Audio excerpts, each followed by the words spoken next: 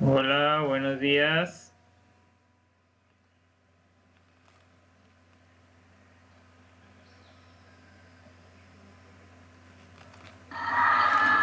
Buenos días, profesor. ¿Cómo han estado?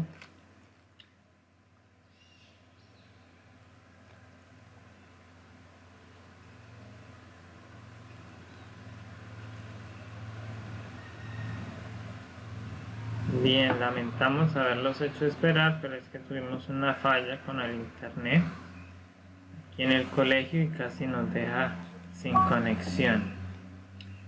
Afortunadamente lo hemos podido resolver y ya hemos podido hacer la conexión.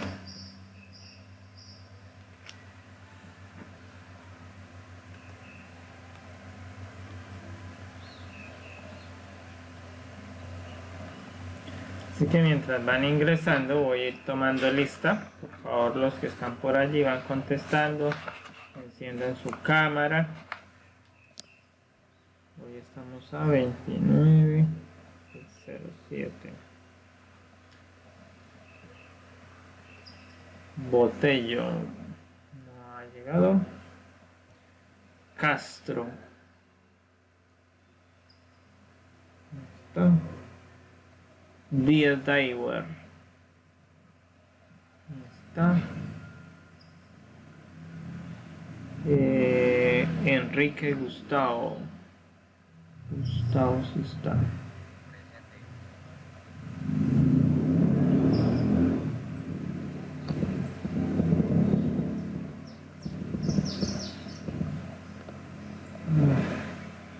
Mateus también lo vi.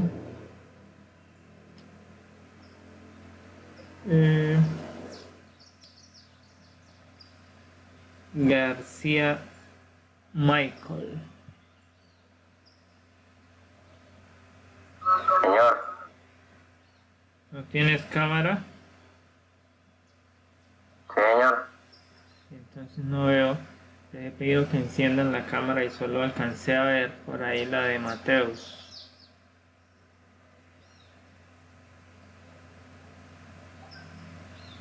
Hereda. Hereda. No le veo, no está. Winnie Marcela. Presente. ¿No tienes cámara?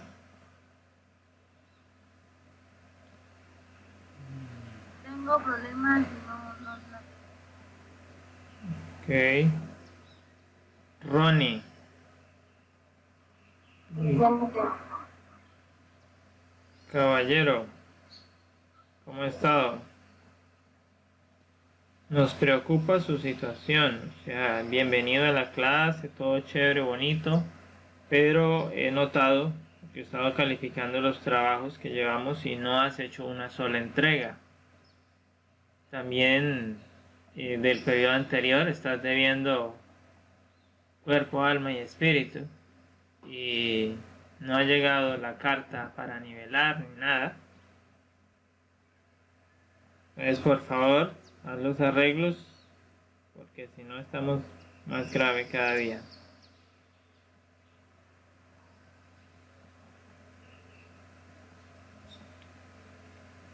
Leal Brader. Brader no está. Dylan Monterrey sí está. presente. ¿Tu cámara no sirve? Ortega Linda. Pues sí tengo, pero no toqué. Vea, aquí lo aprendí, no pasa nada, o sea, Se va a negro. Tiene problemas del driver. sí, yo no sé. Palencia Salinas. No está Valencia. Buenas, buenas, ¿cómo están? ¿Con qué red se han conectado ustedes? Ya regresó la red. ¿Qué cosa? En una clase 3, 4, ya es la cuarta vez. ¿Cuál estaba? En Rectoría. Rincón Castellanos. Presente. Saavedra. Nada. Y Velasco. Presente. Ok.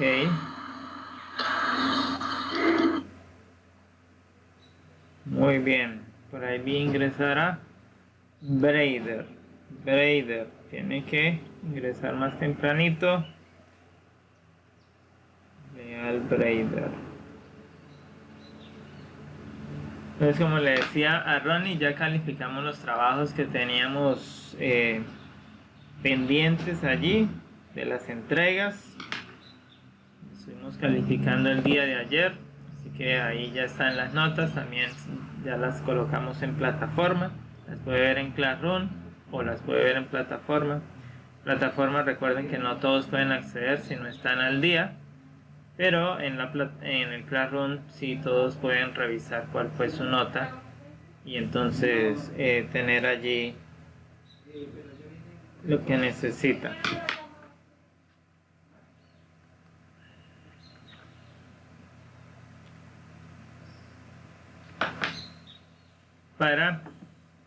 Vamos a inclinar nuestro rostro y vamos a orar para iniciar entonces la actividad de esta mañana.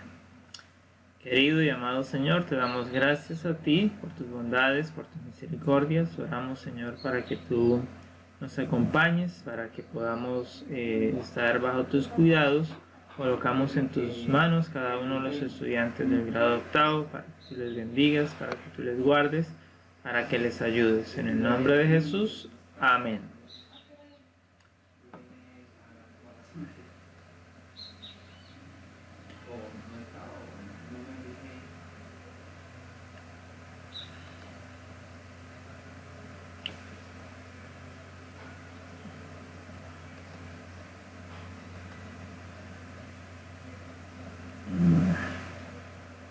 Mira, todavía ni siquiera ha cargado ese. Tengo que abrir otro nuevo, a ver. Está.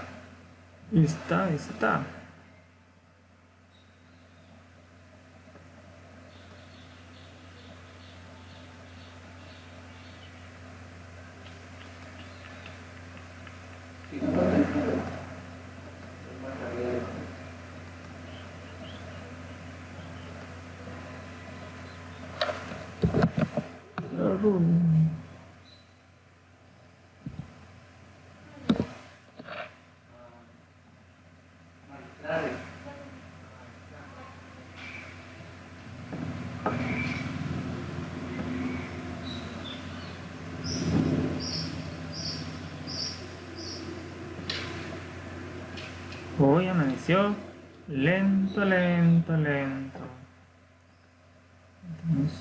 octavo.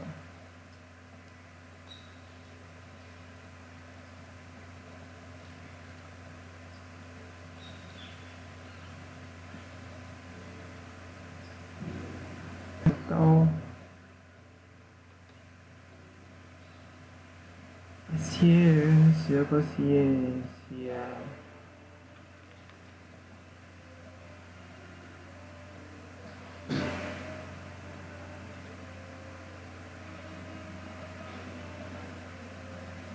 ¿Se cambió o no se cambió? 8.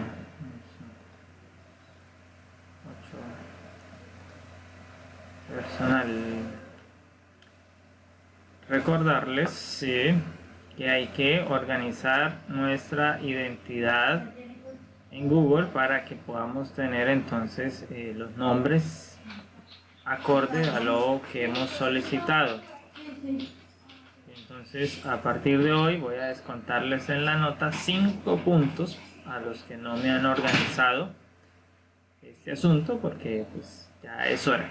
Ya esta es la cuarta semana y llevo 3 semanas, 3 clases repitiéndole lo mismo, así que ya vamos a empezar a darle cumplimiento en esta parte y después aplicaremos entonces las sanciones punitivas disciplinares. Entonces Daiwar le falta la fotografía, al señor García Steven le falta organizar los nombres, el señor Ronnie le falta la foto.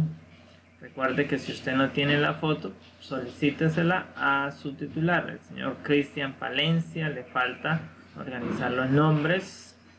Alexa Saavedra le falta organizar nombres y la fotografía. Los demás, al parecer, bueno, están bien, aunque hay algunos que no tienen en cuenta la ortografía para el nombre.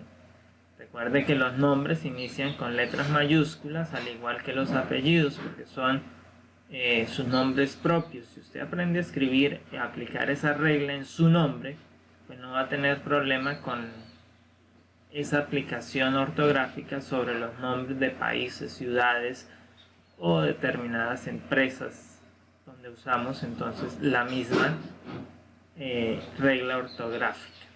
Así que por favor, los que no, ajusten, porque ya hoy les costará 5 décimas en la nota que yo doy a la conexión de la clase, a la teoría que yo les doy. Eso en relación con esto. Nuestra temática para el día de hoy ya se publicó allí y está entonces en el tema de desarrollo social y económico en Colombia. Y justamente entonces tenemos aquí una primera parte que será la clase de hoy. Entonces hay unas preguntas a través de este taller que deben organizar grupos de 3. Ustedes se ponen de acuerdo. Yo los iba a organizar por orden de lista, pero después dije, bueno, dejemos que esta vez se organicen como quieran. Y entonces ustedes se ponen de acuerdo quién trabaja con quién para hacer la entrega. Y en esta mañana vamos entonces a estar trabajando sobre este material para discutirlo y para que entonces ustedes pues a la hora de hacer el taller tengan ya todos los elementos completos. Así que vaya a ir tomando nota por allí de algunas cosas que ampliemos en los conceptos para que pues no tenga que volver a verse la clase como tal para estos aspectos. Entonces, ese desarrollo social, político, económico que Colombia tiene en el siglo XIX es una transición que se da en Colombia de lo que llamaríamos el orden colonial al orden republicano, ya que en este momento histórico apenas estamos en la conformación de del comienzo de la República, del Estado. Sabemos que hace unos días atrás, el 20 de julio, participábamos del reto, publicando nuestra foto en las redes sociales y enviando la tarea, pero estábamos justamente celebrando el grito de la independencia de 1810. La próxima semana, el día viernes 7 de agosto, estaremos entonces conmemorando la batalla de Boyacá, que corresponde a 1819, donde finalmente entonces tenemos la independencia. Es decir, desde 1810 a 1819 hay 9 años en los cuales hubo una lucha por parte de quienes fueron los padres de la patria, los hombres y mujeres, los héroes y las heroínas que lucharon para que Colombia fuera una tierra libre, independiente. Sin embargo, luego vienen unos años que esto va más o menos hasta 1824 finalmente, que empieza entonces la primera república, la República de la Nueva Granada. Luego viene la Gran Colombia, luego viene otra vez la Nueva Granada. Hay varios momentos por los cuales empieza a pasar el Estado colombiano en esos primeros pasos de consolidación. Entonces esos son los primeros momentos, por lo tanto hay unos momentos históricos donde se construye lo que hoy es la actual situación social, política y económica que vive nuestro país. Así que lo que hoy tenemos es el resultado de 200 años de historia, de desarrollo. Entonces por eso aquí se nos inicia el texto diciéndonos que a mediados del siglo XIX, es decir, para 1850, la vida política, económica y social de Colombia conservaba los rasgos del orden colonial. ¿Qué significa eso? Es decir, que las estructuras coloniales, las jerarquías de poder, los hombres que eran autoridad venían siendo lo mismo. Sencillamente lo que se hizo fue quitar el español que estaba dirigiendo esa institución y colocar ahora a un criollo para que la dirigiera. Por lo tanto, no se cambió tanto la estructura, es decir, se siguió explotando, se siguió teniendo esclavos, así que no había un cambio en lo que concernía a la tarea política, social y económica. En la parte económica, pues Colombia seguía siendo un país básicamente de explotación minera y de explotación agrícola, que eran las bases del comercio colonial. Ahora, entonces, para 1850, pues empieza a haber un cambio, una reforma en la situación, en el estamento del país, y esto se da gracias a que Colombia empieza a virar en la parte económica. Entonces, Colombia empieza a transformarse en una potencia comerciante, con intereses comerciantes, y entonces los terratenientes también empiezan a tener muchas más tierras. Ya no solo hay unos cuantos llamados condes, duques por allí, sino que ahora entonces hay grandes hacendados, tal cual ocurre hoy todavía, ¿no? Que hay quienes tienen fincas de 3.000, 5.000 o más hectáreas. Entonces, estos son los que se llaman terratenientes. Entonces, esta situación hace que el país tenga unos fenómenos sociales, es decir, que se den unos movimientos dentro de la población que se presentan con el cambio de política que está viviendo el país. La primera etapa de estos gobiernos fueron una etapa de gobiernos centralistas, es decir, que el gobierno estaba centrado en el gobierno central, en el gobierno que se dirige desde Bogotá, y desde allí se daban las órdenes. Sin embargo, también habían otras ideas contrapuestas, que eran las ideas federalistas, ya que al inicio tanto Bolívar como Santander, aunque eran amigos, tenían opiniones diferentes de cómo liderar el país. Bolívar pensaba en que era necesario liderar el país desde un centro de poder, es decir, desde el pensamiento centralista, es decir, un gobernante que dirija todo el país. Y Santander, por su parte, pensaba que debería estar liderado por regiones, es decir, un estado federado. Y en algún momento Colombia fue muy similar a lo que es hoy Estados Unidos. Habían varios estados que hacían parte de un solo país.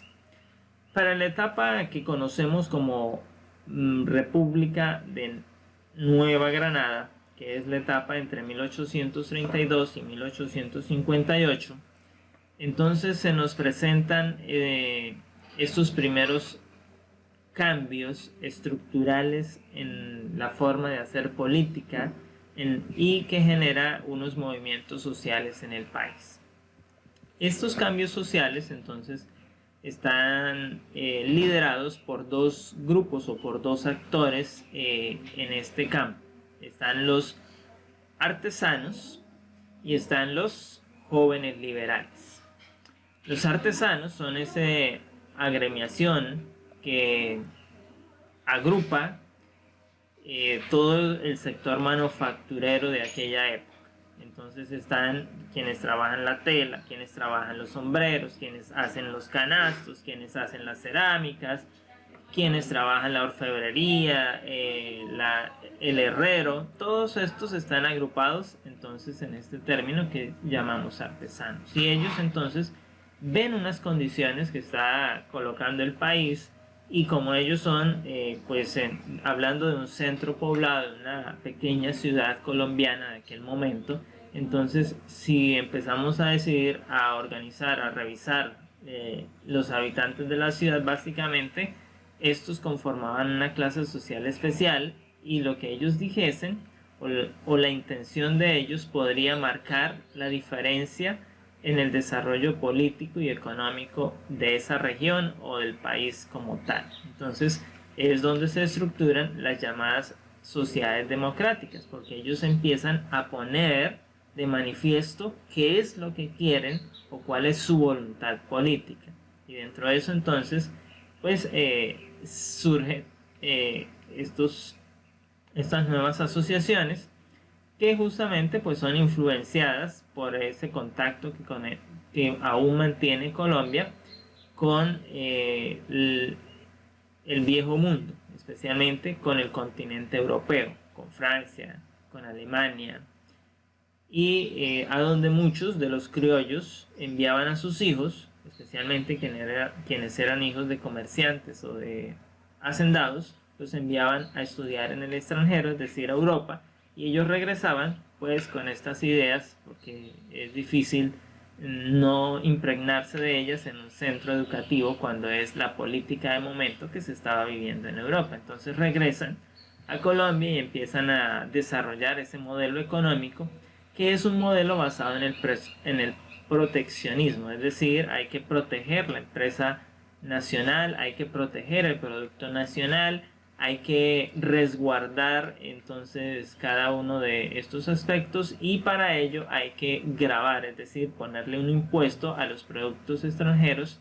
que vienen a venderse o que vienen a competir con la manufactura que existe en Colombia. Esa era la política de los artesanos. Si esa política se usara hoy en día, el producto hecho en Colombia sería muy valorado frente al producto extranjero. Lamentablemente estas condiciones han cambiado para la actualidad, porque hoy gozan de mayores impuestos los productos colombianos que los productos que vienen de China, de Estados Unidos o de la Unión Europea, porque hay unos modelos económicos basados en el neoliberalismo que han ido en detrimento del producto colombiano. Pero para aquel momento entonces los artesanos habían pensado en resguardarlo y lo hicieron por varios tiempos, y esto permitió entonces que hubieran ganancias, que hubieran dividendos para que Colombia empezase esa transformación económica, esa transformación también hacia el campo de la industrialización que se da ya a comienzos del siglo XX. Entonces, ahí tenemos entonces también los llamados jóvenes liberales. Los jóvenes liberales pues son esa clase política que está surgiendo, que ha acabado de terminar pues sus estudios en Europa, ha estado en contacto con las revoluciones europeas que se han estado dando allí. La revolución industrial, han sido testigos de esta, han sido testigos de ese cambio que ha habido de poder en Europa, porque apenas terminando el siglo XVIII, en Europa se hace el cambio de la monarquía a la república, por lo menos en el tema de Francia, se da la Revolución Francesa. Todo eso está muy fresco, y estos jóvenes que van a estudiar a Europa entonces se encuentran con todas estas ideas, y todo eso entonces es lo que regresan a Colombia para implementarlo. Entonces esto permite generar unos legados importantes que veían en el legado colonial el obstáculo. Entonces había que cambiarse el modelo, y ellos empiezan a hacer esos cambios, proponen esos cambios, y entonces se adelantan, los ven como unos liberales radicales, porque quieren imponer esos cambios ciertamente. A nivel de política, pues también tenemos el contexto de que Colombia tenía un sistema, podemos decir, bastante arcaico en términos democráticos, y es que para elegir a quienes iban a gobernar, no todas las personas podían participar. De hecho, las mujeres no participaban, y los hombres tampoco participaban todos. Veamos esta sección aquí. Esta sección nos dice que el voto, el derecho a votar, solo era parte de la población, de una parte de la población, y estos que adquirían este derecho lo adquirían porque tenían poder económico, porque eran influyentes y porque eran educados. Entonces eran tres características necesarias para poder ser un votante, un sufragante. Por eso se llama del sufragio censitario. Entonces este sistema se aplica a inicios de la República para votar por los presidentes y los congresistas. Anexo a ello, en Colombia la mayoría de edad pues no era a los 18 años como ocurre hoy en día, sino que era a los 21 años de edad. Solo hasta los 21 años de edad los hombres que cumplían estas condiciones, que eran educados, que tenían riqueza, tierras y que eran de familias influyentes, entonces podían ejercer el derecho a votar. Los demás, nada, no podían. Sencillamente, así no les gustara, tenían que permanecer callados. Entonces eso era lo que generaba también revueltas, también situaciones de discordia en ese momento histórico. Posteriormente, ya a 1853, cuando se cambia la constitución inicial, entonces se inician unas estructuraciones, unas reformas que se busca que más población sea alfabetizada, es decir, que más personas alcancen el nivel por lo menos de primaria, que tengan la primaria, que sepan leer, que sepan escribir, entonces que no sean analfabetas. Entonces eso también lleva a que el sufragio se haga universal para todos los varones, es decir, con el hecho de ser varón mayor de 21 años podría ahora votar. Es una de las reformas que instaura a nivel democrático la Constitución de 1853, lo que genera un cambio en la política colombiana porque ahora tendrían un mayor número de votantes. Entonces son partes de las reformas que impulsaron los liberales como José Hilario López cuando llegan al poder en Colombia, justamente cuando se da un cambio de hegemonía, cuando pasa de conservadores a liberales o de liberales a conservadores. Durante ese desarrollo, lo primero que se hace es cambiar la constitución, y al cambiar la constitución entonces pues se generan nuevos comportamientos sociales, se generan nuevas estructuras de poder y se reforman algunas de las ya existentes, modificando acuerdos, modificando beneficios de las clases sociales.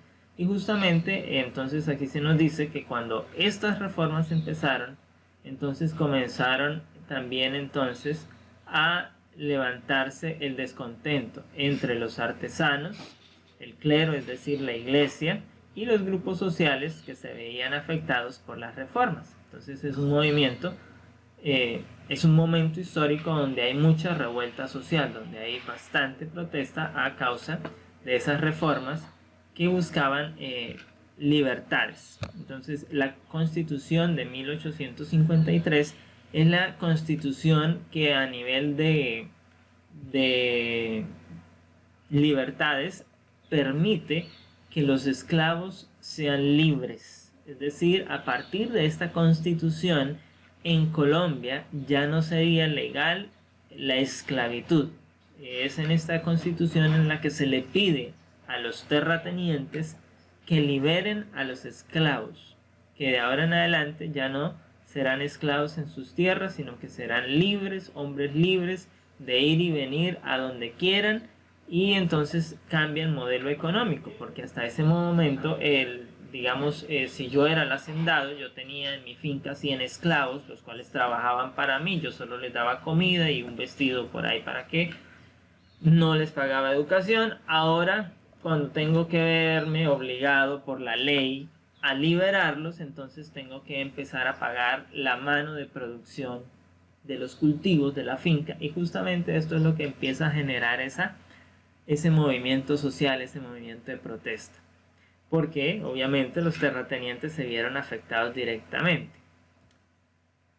La iglesia pues también se vio afectada porque en este momento de la historia la Constitución dictaba una separación entre Estado e Iglesia, y entonces ya la iglesia no sería encargada de ciertas tareas, sino que ahora estaría yendo en diferente.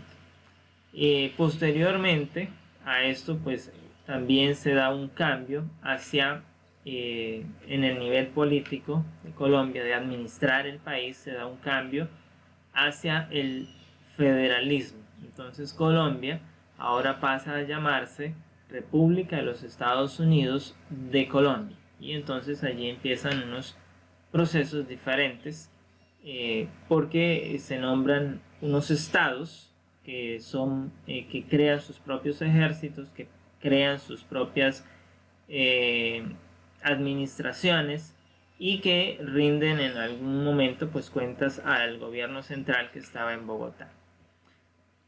En el ámbito económico, entonces podemos decir que se eliminaron las llamadas alcabalas, es decir, los impuestos a las ventas, y también se elimina el diezmo obligatorio. Por eso es por lo que saltó la iglesia, porque las finanzas económicas de la iglesia se vieron afectadas. Hasta ese momento histórico debían entregarle por obligación a la iglesia el 10% de todo el producido de la finca, de la hacienda, de la herrería, de la carnicería, bueno, el negocio que fuera.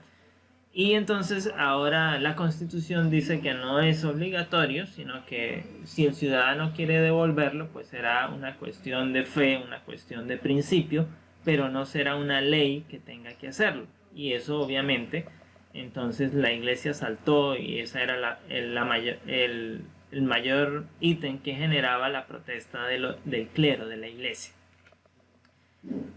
Se le pone fin al monopolio del tabaco, porque se impulsa entonces el libre cambio, lo que favoreció la exportación de otros productos agrícolas y también la importación de artículos de consumo que eran pues productos europeos que venían a complementar la manufactura nacional. Se eliminan los llamados resguardos indígenas, que pasaron a manos de particulares y del Estado.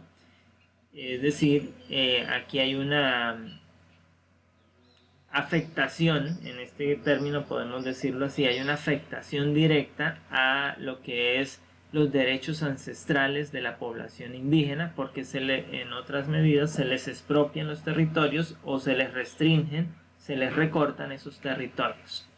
En el ámbito social, entonces, ya les decía, en 1851 se hace la abolición de la esclavitud en Colombia, se retira el fuero eclesiástico y se suprime el requisito de los grados académicos para el ejercicio de las profesiones. Entonces ya no era necesario tener que graduarse para ejercer una profesión, un modelo similar al que estamos viviendo hoy en día. Hoy en día las grandes corporaciones tecnológicas como Google, como IBM, como Microsoft están impulsando justamente esta forma de educación. Ya usted no tendría que ir a una universidad, obtener un título en una universidad para demostrar unas competencias o unos conocimientos. Por lo tanto, Google y las demás empresas de este campo están fortaleciendo la contratación de personas que tengan habilidades especiales en determinado campo, pero así, aun cuando éstas no tengan un título profesional que certifique o que ratifique dichas competencias. En el ámbito social, entonces, es lo que genera todo este traumatismo, por decirlo de esa manera, pero que a algunos beneficiaba y a otros estaba perjudicando. En lo político, entonces, la autonomía pasa a las provincias, ya que se hace un gobierno federalista, y ahora entonces estas pues deben administrar los recursos de las rentas, es decir, los gravámenes, el cobro de impuestos pasa a estar manejado por ellas directamente. Entonces hay provincias o estados o regiones que se beneficiaron de esta, como lo era Antioquia, como lo fue Santander o como lo fue Cundinamarca, porque es donde ya estaban en desarrollo. Otras regiones más alejadas del país, como los llanos orientales, la Amazonía, no les beneficiaba en nada esta medida. Serían estados poco desarrollados y justamente es lo que hace que esas políticas perduren hasta nuestros días, que muchos de los departamentos de los llanos de la Amazonía todavía hoy en día pues tengan atrasos frente a otras regiones del país, y fue a causa de esos movimientos políticos de mitad del siglo XIX que generó esas nuevas condiciones. Entonces, ¿cuáles eran las reformas que establecía López para beneficiar a algunos y para afectar a otros? Entonces, en el término de los beneficios estaban entonces los comerciantes de productos agrícolas, como el tabaco, quienes aumentaron sus ganancias, pues las exportaciones crecieron y eso significa que hay dinero de ingreso. Entre los afectados estuvieron los artesanos, que sufrieron ahora un recorte de esas garantías que tenían previamente. También sufrieron los terratenientes esclavistas. ¿Por qué? Porque perdieron la mano de obra barata sin pago. Ahora tenían que pagarla, ahora tenían que invertir. Entonces, todos estos son los que se ven afectados. El clero pues dejó de controlar la educación y perdió la renta directa, que era el impuesto del diezmo. Así que ahora ya no sería obligatorio. Entonces, se ven afectadas también. En mayo de 1850, los jesuitas, además fueron expulsados del país por segunda vez. Es la segunda vez que se expulsan a los jesuitas del territorio colombiano. Entonces, es otro ataque directo al clero, porque eran ellos quienes venían ejerciendo las labores de evangelización y quienes controlaban las instituciones católicas hasta ese momento. Entonces, la Constitución del 53, promulgada por el gobierno de López, entonces ejerce una organización del país en 37 provincias, con una autonomía y con una economía propia, y pasando del centralismo al federalismo. De esa manera entonces se buscaba reducir el poder de la República Central y darle libertad a las regiones para que tuviesen desarrollo. Como le digo, esto favorecía a unas y a otras desfavorecía. Otras de las disposiciones entonces era separar la iglesia y el Estado, lo cual también permitió entonces que en Colombia se diera el matrimonio civil y el divorcio. Antes solo se casaban por la iglesia o por el rito religioso, pero ahora, a partir de la Constitución del 53, entonces hay matrimonio civil y también hay divorcio, si así lo disponen las partes. En términos de desarrollo, entonces se habla de la libre enseñanza, de la industrialización y el comercio, de la libertad de cultos, de la libertad de prensa y del sufragio directo masculino para algunos cargos públicos. En otras palabras, aquí hay un crecimiento en términos de libertades. Entonces, por eso, siempre vemos que cuando en el desarrollo de Colombia, cuando los liberales gobernaron, así fuera por un periodo o por algunos periodos consecutivos, entonces los colombianos, o el pueblo, por decirlo así, el pueblo de a pie ganó derechos y ganó privilegios, porque los liberales iban más a favor de darle beneficios al pueblo. Hoy ya no ocurre así, hoy es diferente. Hoy los liberales han traicionado ese principio con el cual se creó el Partido Liberal, y responden a los beneficios de la clase, de la élite, de la jerarquía. Por eso vemos en los últimos acuerdos que hay de unión de partidos que el partido de gobierno se unió con el Partido Liberal y otros para mantenerse en el poder.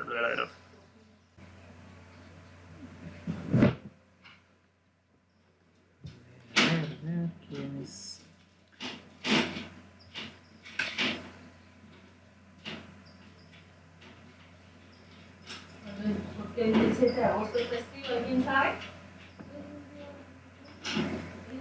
Me extraña, parece venezolana. Sí, ¿por qué festivo? Porque celebramos que finalmente logramos vencer a los españoles. Después de 9 años de luchas, por fin. Bueno, volvamos a donde íbamos. Estos colombianos de media panela.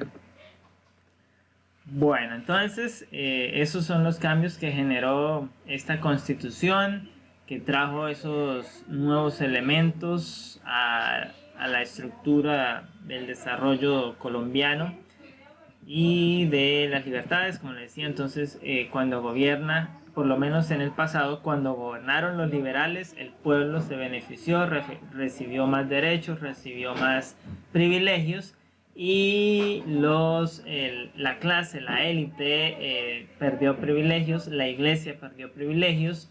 Entonces, por eso fueron vistos siempre como de izquierda en algún momento, y pasaron también en otros espacios a apoyar o a ser identificados con estos otros sistemas de gobierno que venían entonces ya en el siglo XX, que hablamos del socialismo y del comunismo, que en un comienzo empiezan pues también a tener esos efectos. Durante este periodo en Colombia se vivió algo que se llamó la Comisión Coreográfica.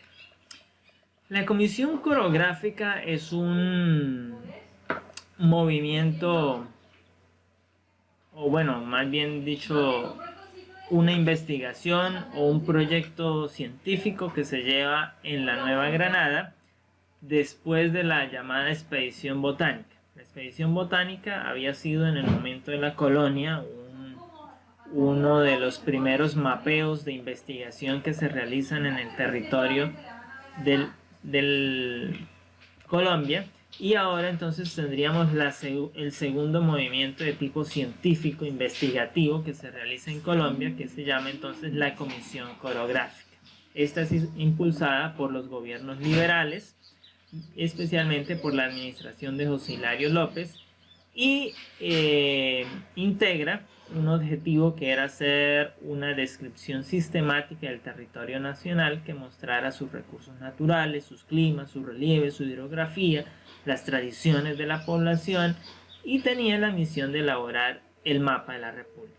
Entonces, uno de los resultados sería tener el mapa oficial de la República de Colombia, y en ese mapa pues ver algunos de los cambios morfológicos que hay en el territorio de Colombia, lo que hoy llamamos geografía de Colombia. Entonces estudiar ríos, montañas, valles, desiertos, todo eso estaría allí, y es justamente lo que inicia en este proceso. Hasta ese momento no existía este conocimiento, ya que en la expedición botánica no se llevó a cabo ese objetivo. La expedición botánica, la primera misión de tipo científico que se llevaba en territorio colombiano, fue para catalogar especies, y ahora entonces en este ya se quiere, más que las especies, es trabajar con la morfología del territorio y lo que llamaríamos el campo social, el campo poblacional que integra esos territorios. Entonces, ¿cuáles eran los antecedentes de este movimiento científico? Pues justamente estaban el hecho de los que se hicieron a comienzos. Entonces, Francisco José de Caldas advirtió el poco conocimiento que se tenía de la geografía del país. Este era uno de los hombres que lideraba pues parte de los ilustrados, y decía, bueno, del territorio colombiano no se conoce. Si yo quiero ir a determinada región, ni siquiera sé que tengo que pasar por tal río, no hay un mapa que me oriente. Entonces nos es necesario realizar una actividad científica que nos permita contar con estos conocimientos. A mediados de siglo se contaban con algunos mapas de la nación que habían sido realizados por hombres como José Manuel Restrepo en 1827, Joaquín Acosta en 1847, pero ninguno de estos mapas era exacto, pues muchos de ellos se elaboraron a mano y básicamente con la instrucción de la gente. ¿Qué hay aquí? Ah, que pasa el río tal y desemboca en tal parte. Entonces ellos dibujaban y hacían eso. Nadie había estado realmente en el territorio reconociéndolo y viendo esas diferencias morfológicas que existían allí. Entonces ese era el principal objetivo, así que estaba allí. Y tenemos también entonces que en el gobierno del general Mosquera se había creado el Instituto Geográfico Italiano Agustín Codazzi, que elaboraba pues los atlas y lideraban una expedición científica para recorrer el territorio y conocer entonces los recursos naturales y así poder explotarlos económicamente. Entonces, para 1849 el Congreso encomendó a Codazzi la dirección de la comisión coreográfica. Él era venezolano, hizo el trabajo en Venezuela y entonces Colombia lo contrata para hacer el mismo trabajo en territorio colombiano. Por lo tanto, hasta el día de hoy, el Instituto Agustín Codazzi se encarga de la elaboración de los mapas en Colombia. Entonces, es el que elabora oficialmente los mapas del territorio colombiano. Entonces, si usted tiene un mapa de Agustín Codazzi, ha de tener un mapa entonces original realizado por el Instituto Colombiano dedicado para ello. ¿Cuáles eran estas objetivos? Bueno, entonces nos dice que la ley estableció que Codazzi haría este trabajo, recorrería el territorio, obviamente no iría solo, ¿no? Llevaría pues otros hombres y desarrollaría entonces la Carta General de la República y varios otros mapas complementarios de las regiones. De esta manera entonces se pretendía conocer el territorio y también establecer estadísticamente cuánta población había en ese territorio y a qué etnia o a qué raza pertenecían. Entonces esto es valioso a nivel de geografía, a nivel de las ciencias sociales, porque es la primera vez que en el país se hace un censo con estas características, porque realmente lo que está detrás de eso es un censo. Si podemos decir, bueno, en esta región viven los indios, los guajivos, en esta los guayú, en esta tal. Eso es un censo. No digamos que los contaran uno por uno, como se hacen los censos actualmente, que usted se registra, que sabe cuántos años tiene, qué estrato es. No, era un censo, pero tenía esas características y esos elementos. Entonces, Codazzi fue ese comisionado o para direccionar este proyecto en las provincias neogranadinas. Ahora, Codazzi conforma el equipo e inicia el proyecto. En ellos involucra a Manuel Alcírzar Santiago Pérez, que son los encargados de los relatos del viaje, es decir, de escribir las crónicas de lo que sucedió en cada uno de los viajes que hicieron. Carmelo Fernández, Enrique Pris y Manuel María Páez serían los encargados de la obra gráfica, es decir, de pictografiar todo lo que se estaba, especialmente los mapas. Y ahora se desarrollaría en dos momentos. Una primera etapa que era en la que exploraron las regiones actuales del altiplano cundiboyacense, de los departamentos de Antioquia, Santander, Chocó, Nariño, Panamá, es decir, de las regiones más conocidas. ¿Sí? Y ya una segunda etapa, entonces es donde fueron aquellos departamentos o regiones más apartadas o que, por ejemplo, el Valle del Cauca, Meta, Casanare, Arauca, Caquetá, Huila, Tolima, que tenían otras condiciones geográficas y necesitaban pues más experiencia. Entonces en la primera etapa obtuvieron esa experiencia porque estuvieron en territorios básicamente ya conocidos o bastante conocidos y hicieron ese trabajo y luego entonces lo hacen en el resto de allí. ¿Qué dificultades tuvieron? Bueno, pues una empresa de esta magnitud no se había hecho antes, así que son muchas las dificultades. Allí se nos habla de que hay que tener en cuenta que los viajes para aquella época no eran en carro, ni en avión, ni en helicóptero, así que eso hay que empezar. Hay que pensar también en que no tenían las medicinas adecuadas, por lo tanto estarían expuestos a la malaria, a la fiebre amarilla, a todas las enfermedades tropicales que hay en estas regiones y que hoy todavía siguen allí por los diferentes vectores, zancudos, bueno, y a otros elementos como las fieras, como las anacondas, todo eso serían peligros que tuvieron que enfrentar.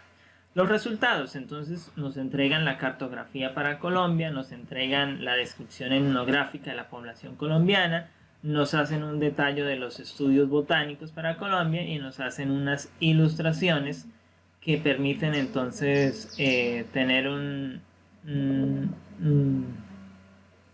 cómo se ve en las regiones, cómo se ve en la población. Bueno, entonces son 4 los grandes resultados que se tienen. Así que a la final la expedición es un éxito.